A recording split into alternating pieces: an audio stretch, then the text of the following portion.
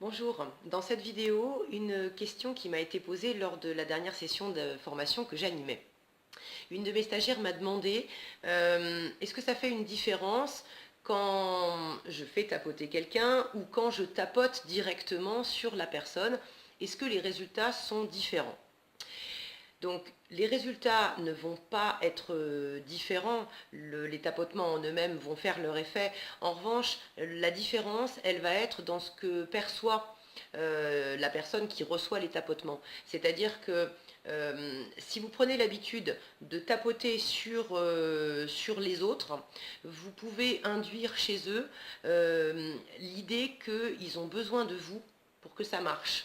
Et avec l'EFT, qui est un outil qui favorise l'autonomie, c'est pas vraiment ce qu'on recherche. L'idée, c'est vraiment de faire passer à l'autre, à votre client, à votre ami, avec la personne avec qui vous tapotez, de lui faire passer le message que c'est un outil qu'elle peut s'approprier et qu'elle peut utiliser par elle-même dans toute circonstance. Donc si vous commencez à tapoter sur les autres, vous les amenez à penser qu'ils vont avoir besoin toujours de quelqu'un d'autre pour pouvoir faire l'EFT. Et ce n'est pas tout à fait le but recherché.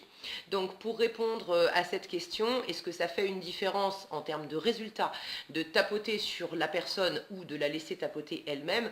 En termes de résultats, ça ne fait pas de différence. Mais dans la tête de la personne, ça peut faire une différence et par conséquent, dans le temps, ça pourra faire aussi une différence dans les résultats qu'elle pourra attendre si elle devient convaincue qu'elle a besoin de quelqu'un d'autre pour obtenir des résultats.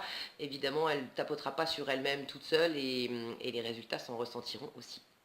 Voilà, je vous souhaite une excellente journée, tapotez bien sur vous-même, prenez soin de vous et à bientôt.